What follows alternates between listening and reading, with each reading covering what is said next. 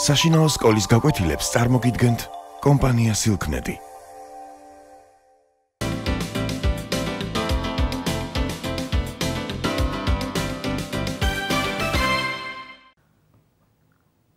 მოგესალმებით და ვაგრძელებთ ჩვენს მეცადინეობას ბიოლოგიაში.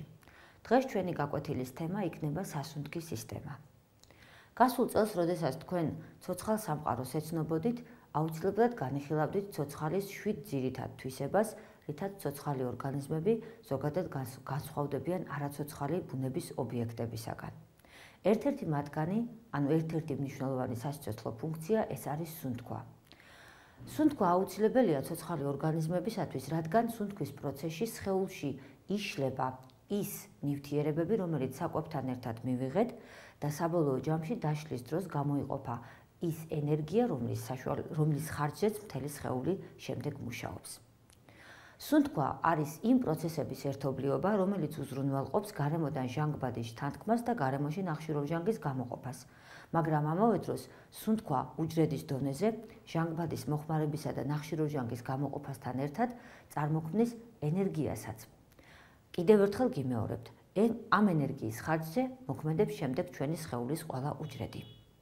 ახლა მოდი განვიხილოთ, როგორ ხორციელდება სუნთქვის პროცესი ერთუჯრედიან თუ მრავალუჯრედიან ორგანიზმებში. ერთუჯრედიანები ამ საკითხს მარტივად წყვეტენ.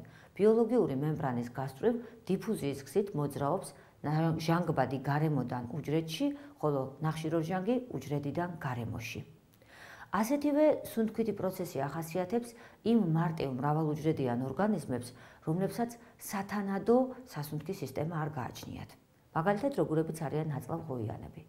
მაგრამ იმ ცოცხალ ორგანიზმებში, რომლებსაც უფრო მაღალ განვითარებული აღნაგობა და ფუნქციები ახასიათებთ, მსგავსი მექანიზმი საკმარისი არ არის.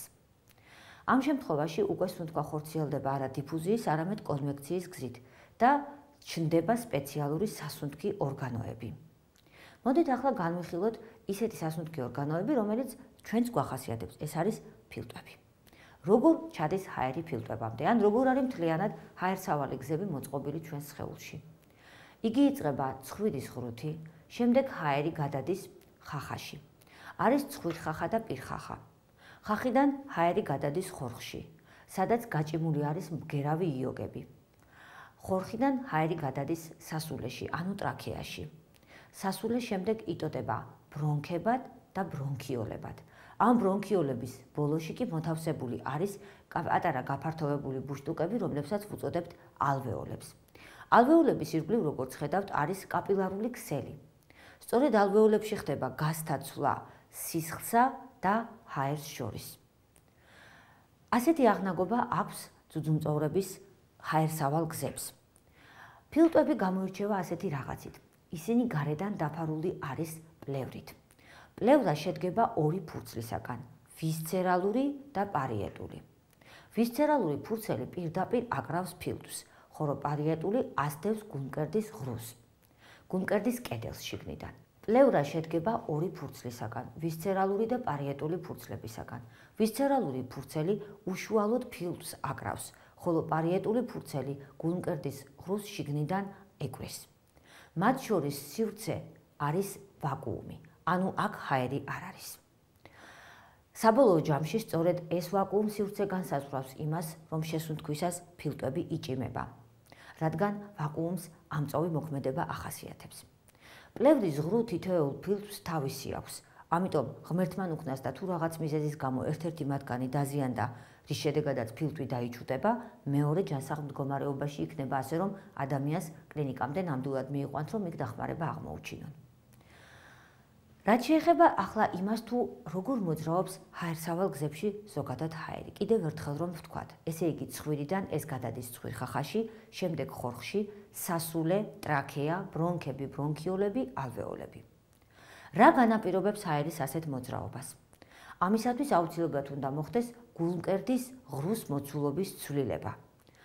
შესუნთქვისა და ამოსუნთქვის პროცესები განსაზღვრავს ზუსტად იმას, თუ რანაირად მოძრაობს ჰაერი ჰაერსავალ გზებში. შესუნთქვაში მონაწილეობს გარეთა ნეკნთაშუა ირიბი და დიაფრაგმის კუნთები. ეს იმ შემთხვევაში, როდესაც ჩვენ მშვიდ შესუნთქვას ვახორციელებთ.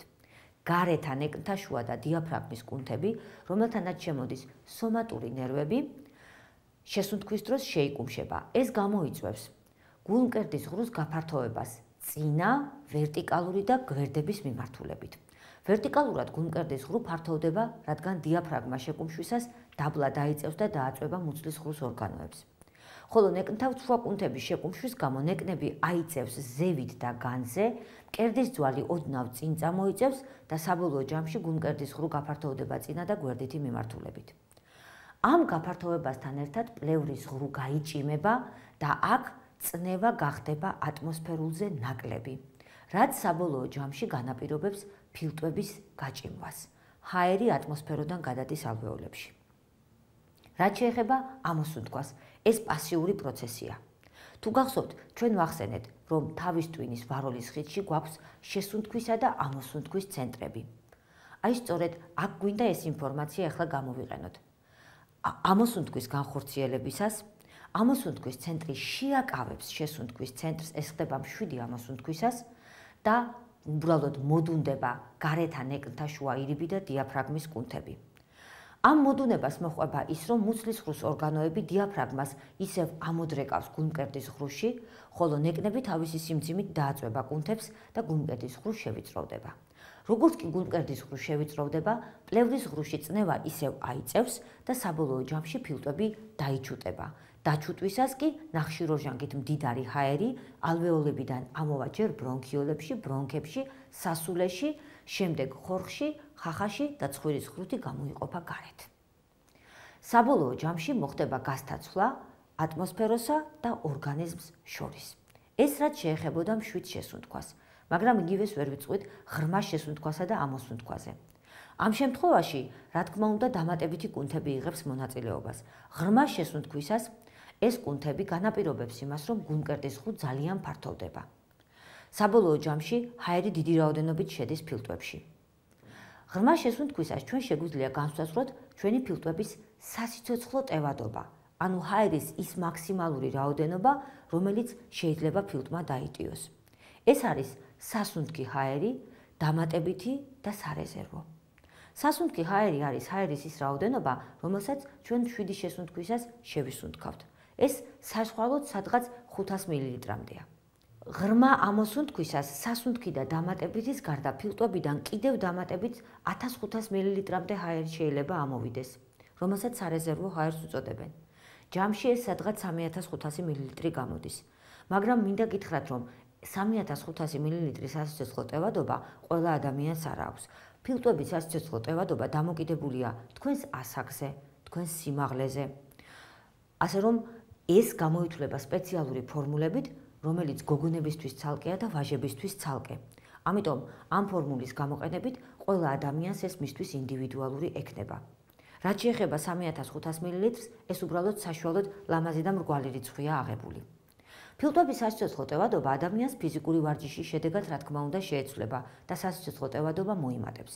სასიცოცხლო ტევადობა დიდი აქვთ სპორტსმენებს, განსაკუთრებით ნიჩბოსნებს, მაგრამ ძალიან დიდი აქვთ ოპერის მომღერლებს. ასე რომ არ იყოს ხომ წარმოგიდგენიათ იმ არიების შესრულებისას რა მოუვიდოდა მომღერალს. ჰაერი ნამდვილად არ ეყოფოდა. თქვენ შეგიძლიათ იგივე გააკეთოთ, თუ კი თქვენ სიმღერაზე დადიხართ. რა თქმა უნდა, ამ შემთხვევაში თქვენი ჰაერის ფილტვების სასიცოცხლო ტევადობა საკმაოდ დიდი იქნება. ასევე იმ მუსიკოსების, რომლებიც სასულე საკრავებზე უკრავენ, მათი სასიცოცხლო ტევადობაც საკმაოდ მაღალია. ეს ყველაფერი რაც შეეხებოდა ფილტვების აღნაგობას და ჩვენს ფილტვების ფუნქციებს. მაგრამ ახლა მოდი ვნახოთ, როგორ ხდება ბგერის წარმოქმნა. ამისათვის ხდება ასეთი რაღაც. თქვენ კი შეისუნთქავთ, მაგრამ შემდეგ ამოსუნთქვისას ხმის იოგები შეირხევა და ხმის იოგები წარმოქმნის გარკვეულ ბგერებს, რომელსაც ჩვენ ვაჟღერებთ იმ აზრებს, რაც თავში მოგვდის. საუბარის დროს ბგერავი იოგების სტრუქტურა განსაზღვრავს იმას, როგორი ტონალობის ბგერები ამოვა ჩვენი ყელიდან.